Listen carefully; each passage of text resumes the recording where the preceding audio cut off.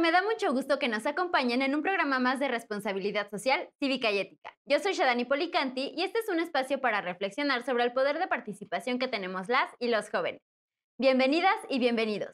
El otro día, mientras pensaba en cómo tratar el tema de hoy, me encontré una imagen. Fue tomada por el fotógrafo John Moore. Con ella ganó varios premios. Se trata de la fotografía de una niña muy pequeña, como de 2 años. Está de pie, llorando, es de noche, mientras su madre, una solicitante de asilo hondureña, está siendo detenida por la policía cerca de la frontera con México. La niña, que se llama Yanela, en la foto llora, se ve asustada por miedo a que la separen de su madre Sandra. No sabemos qué pasó después. Lo único que sabemos al ver esa fotografía es que hay situaciones en las que los menores de edad pueden quedarse sin el cuidado materno o paterno. Nuestro tema de hoy es la orfandad en nuestro país. Empecemos. Durante mucho tiempo se definió a la orfandad como la pérdida de los dos progenitores o padres o madres adoptivas. Sin embargo, en los años 90 del siglo pasado, cuando la pandemia ocasionada por el SIDA comenzó a causar la muerte de millones de padres y madres en todo el mundo y a privar a un número cada vez mayor de niñas y niños del cuidado y la atención de uno o ambos progenitores, el Fondo de las Naciones Unidas para la Infancia, UNICEF, y muchas organizaciones internacionales adoptaron la definición más amplia del concepto de orfandad.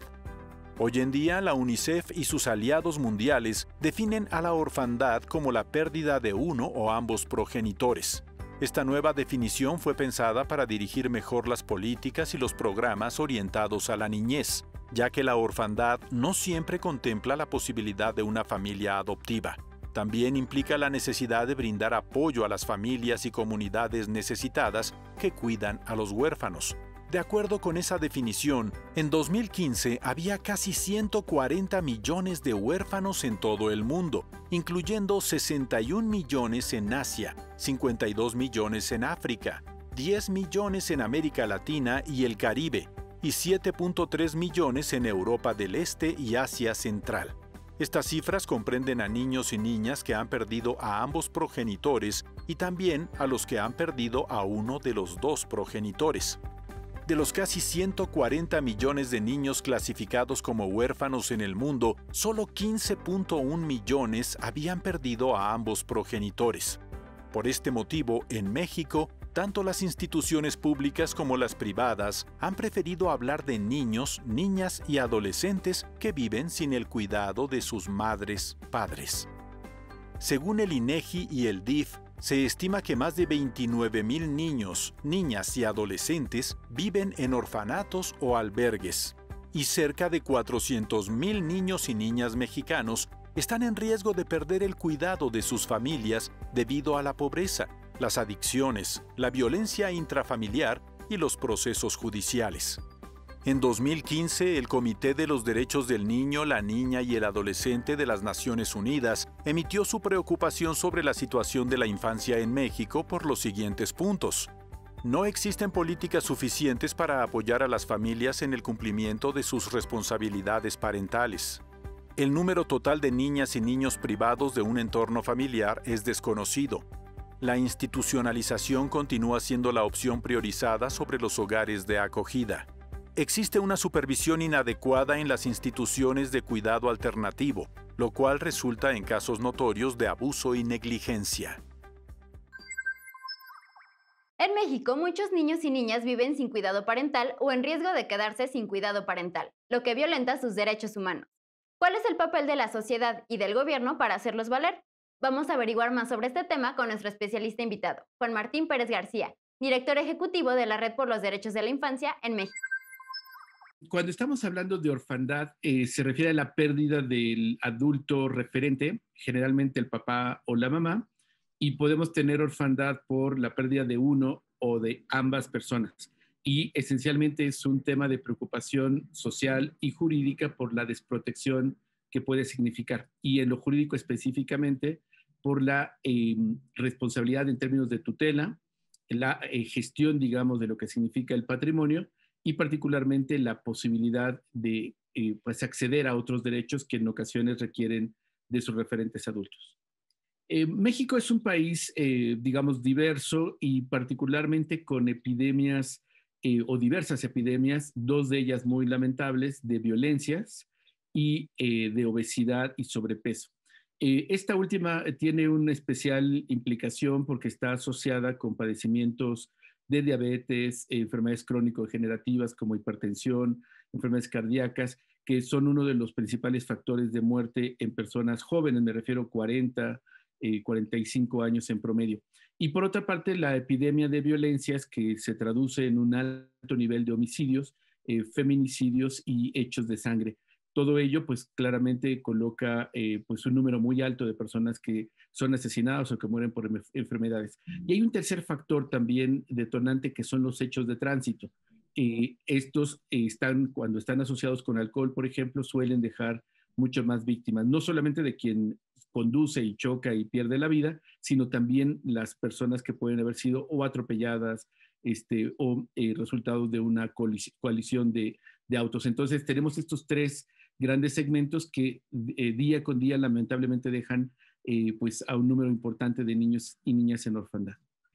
Cuando hablamos de niños y niñas sin cuidados parentales, significa que pueden haber ocurrido varios escenarios. Abandono, que es el menos frecuente, que puede ocurrir una lógica de negligencia o omisión de cuidados, quizás no voluntarios, sino por condiciones, ya sea un desastre natural o una dinámica de desplazamiento forzado.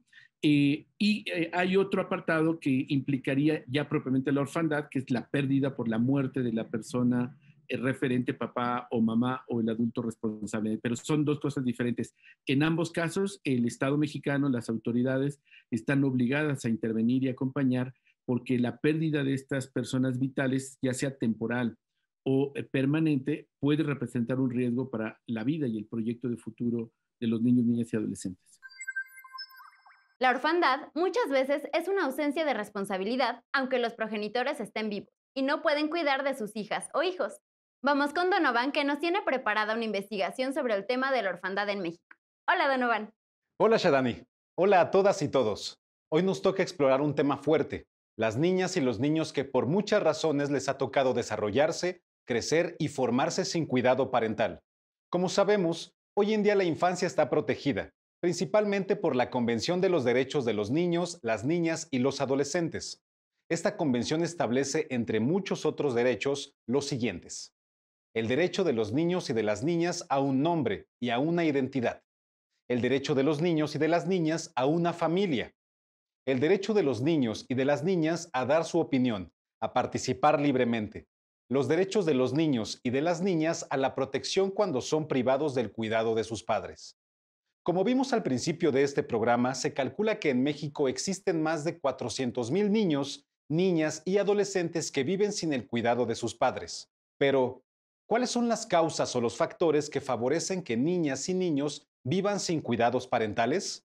Existen muy pocas cifras confiables sobre esta situación, y según el reporte escrito por Aldeas Infantiles SOS, esta problemática tiene una diversidad de causas que van desde razones políticas, económicas, sociales y culturales.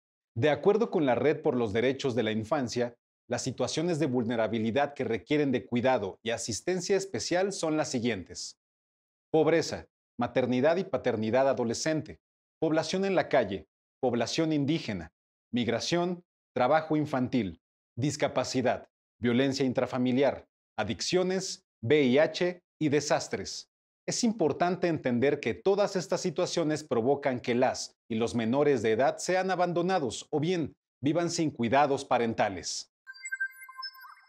Es muy importante que cuando hablemos de orfandad podamos dimensionar que se convierte en un tema de preocupación porque puede alterar el libre desarrollo de un niño, una niña o una persona adolescente. Solamente por esquematizar, hay tres grandes esferas. La primera es la emocional.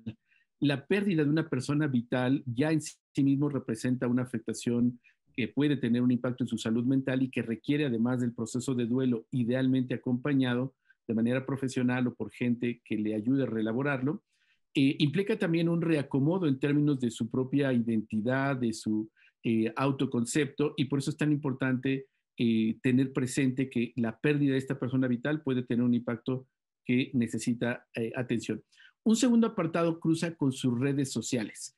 El hecho de que pierda al papá o a la mamá o a ambos implica que sus redes familiares quedan débiles. No significa necesariamente que las familias extensas los cobijen, les acompañen, porque hay muchos factores. Nuestras familias no siempre son este tipo de familia ideal, a veces son muy frágiles y esto puede representar una pérdida de las relaciones familiares, también las relaciones de amistad del padre o la madre o su adulto referente. Y esto es central.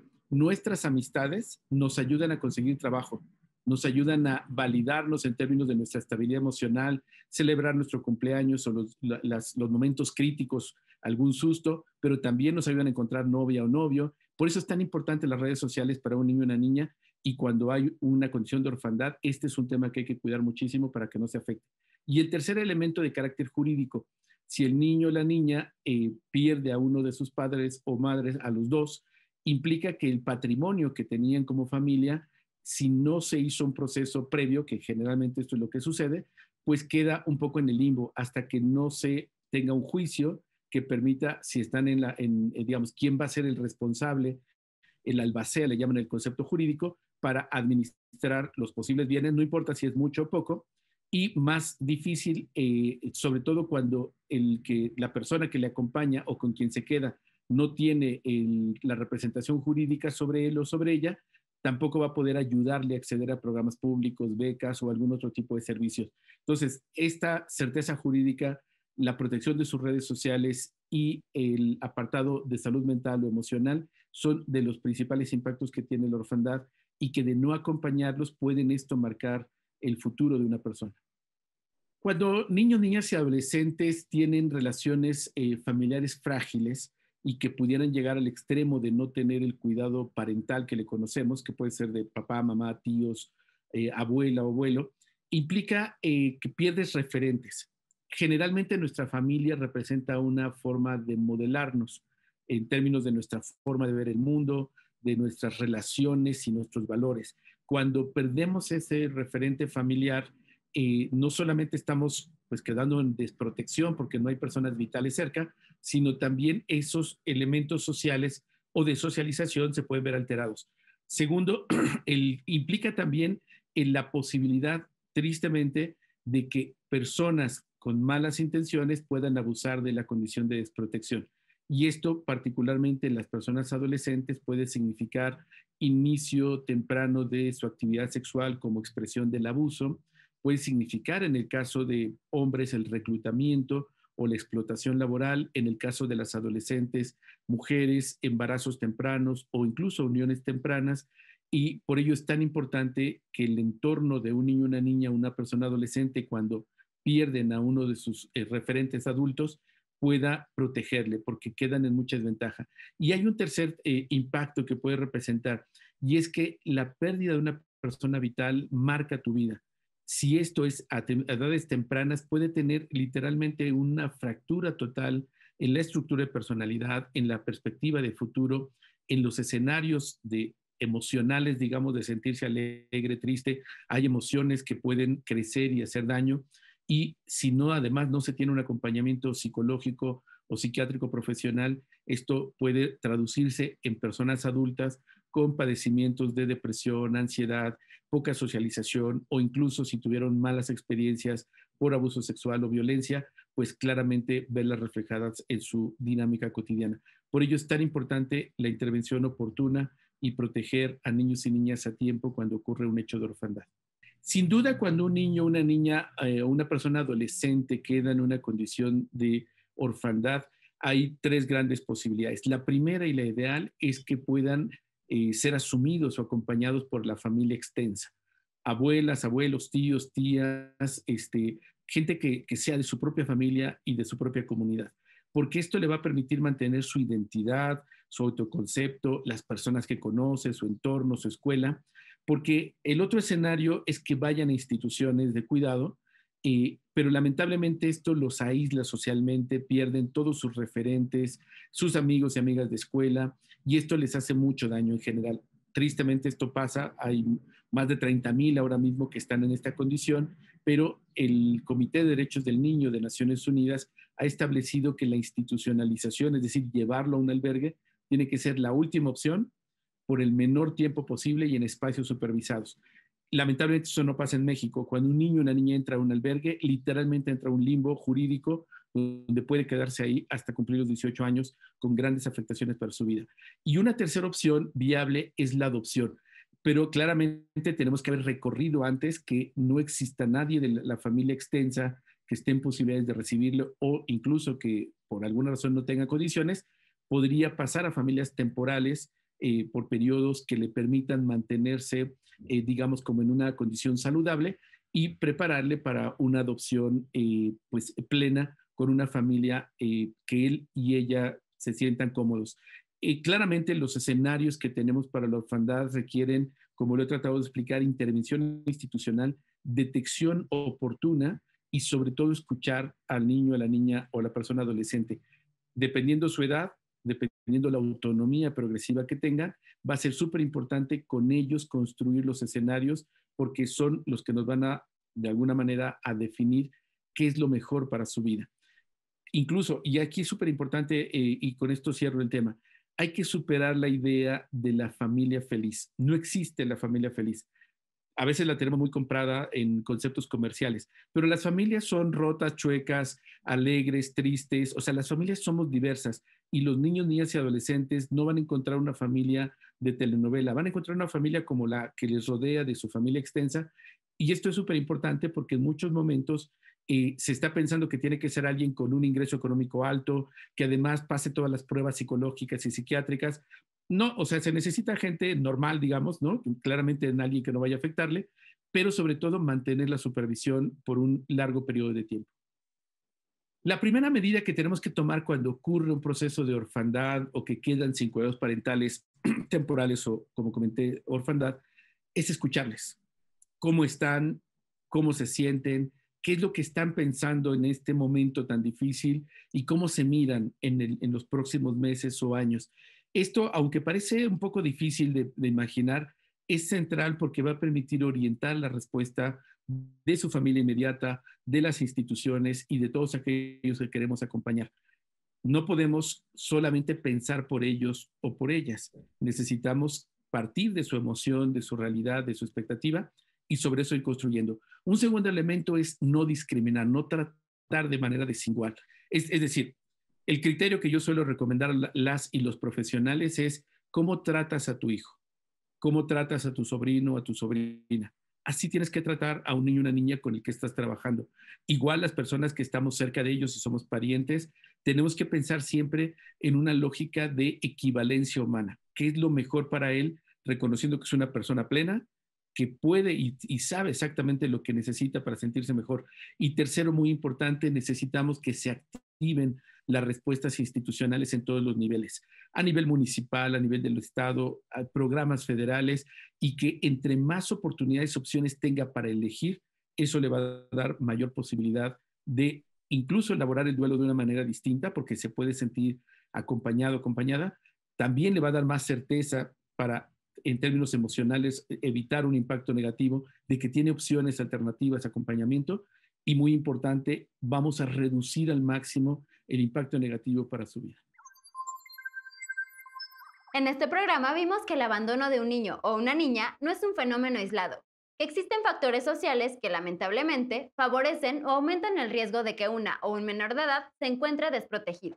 Sí, Shadani, nos toca reflexionar a todas y todos sobre las consecuencias de muchas problemáticas sociales y cómo lograr que la sociedad y el gobierno le den mayor prioridad a los niños y las niñas, que son el futuro del país, ¿no? La orfandad de las niñas y los niños puede ser el resultado de accidentes, enfermedades, pero también puede ser una consecuencia de muchos problemas sociales como la discriminación, el racismo, el clasismo, la desigualdad de oportunidades, la extrema pobreza. Para este top 5 decidimos hablarte de 5 políticas públicas o acciones sociales que pueden contribuir a que cada día niñas y niños puedan crecer y desarrollarse en las mejores condiciones, con el respeto de todos sus derechos. ¿Empezamos, Donovan? Empezamos. 1. Prevención del embarazo adolescente. Según el INEGI, 17 de cada 100 embarazos son adolescentes. Y según las cifras más recientes del Consejo Nacional de Población, CONAPO, se registraron en 2020 más de 20,000 embarazos adolescentes. Es importante que existan políticas públicas para la prevención del embarazo adolescente. 2. Apoyo a menores en situaciones de migración. De acuerdo con la UNICEF México, aproximadamente 40,000 niños, niñas y adolescentes son repatriados a México desde Estados Unidos, de los cuales al menos 18,000 viajan sin compañía de algún adulto. Es importante visibilizar a los menores de edad en situaciones de migración y que el gobierno asegure el respeto de sus derechos. 3. Condenar la violencia contra los niños y las niñas. Muchos niños y muchas niñas en situación de orfandad fueron separados de su familia debido a la violencia de la que eran víctimas. Ningún niño o niña debe experimentar violencia física o psicológica. Sin embargo, el 63% de niñas, niños y adolescentes de 1 a 14 años de edad han experimentado al menos una forma de castigo psicológico o físico por miembros de su hogar. Esto es, 6 de cada 10 niños, niñas o adolescentes experimentó recientemente algún tipo de disciplina violenta. En 7 de cada 10 casos, a la persona que ejerce la violencia forma parte del entorno cercano o de interacción cotidiana de las y los adolescentes, compañeros de escuela, familiares e integrantes del hogar, compañeros de trabajo y parejas, novios o novias. Toda violencia contra las y los niños se puede prevenir y así asegurar entornos familiares adecuados para su desarrollo. Condenemos la violencia, no la reproduzcamos. 4. Prevenir la desintegración familiar. Crecer en el seno de una familia estable posibilita que niñas y niños desarrollen muchas destrezas básicas para la vida social como la comunicación, la cooperación, la resolución de conflictos y la fijación de metas personales. La vida en familia debe darse en un contexto en el que se garantice el acceso a los elementos esenciales para la supervivencia y el desarrollo de niñas y niños, como es la educación, los servicios de salud y una vida libre de violencia, entre todos los demás derechos. 5. Cuidados alternativos, educación y participación para una vida independiente. Independientemente del modelo de atención en el cual niñas, niños y adolescentes sin cuidado parental se encuentren insertos, es fundamental garantizar su plena inclusión social y su máximo desarrollo personal desde el momento que fueron separados de sus madres y padres, o si están en riesgo de serlo. Para ello es esencial desarrollar, fortalecer, evaluar y documentar un conjunto de herramientas que preparen y acompañen a niños, niñas y adolescentes desde el momento de ingreso a alguno de los servicios de cuidados establecidos o desde los 13 hasta los 21 años mínimo o los 25 años en caso de que siga estudiando. Estas herramientas deben asegurar que tengan acceso a una vivienda, a servicios de salud, a educación y a planificación financiera, entre otros asuntos, sin dejar de lado el apoyo continuado de la organización para la toma de decisiones importantes para su bienestar integral. Hablar de la orfandad en México es por una parte abrir los ojos ante las dificultades que viven miles o millones de niñas y niños todos los días desde sus primeros meses o años de vida. Es reflexionar también en las paternidades y maternidades responsables. Muchas personas, aunque no son huérfanas, padecen la falta de responsabilidad de sus parientes y sus familiares. Lo que nos toca hacer como sociedad es no cerrar los ojos, visibilizar y sensibilizar. Hemos llegado al final de este programa. No olvides mandar tus comentarios a las redes de Jóvenes en TV. Puedes compartir con nosotros tus experiencias, enviarnos preguntas o reflexiones o proponernos algunos otros temas que te gustaría que abordáramos. Así que haz este programa con nosotros. Visítanos en jovenesencasa.c.gov.mx. Únete a la comunidad de Jóvenes en Casa y vuelve a ver los programas de Jóvenes en TV en el canal de YouTube que aparece en pantalla. Nos vemos en el siguiente programa.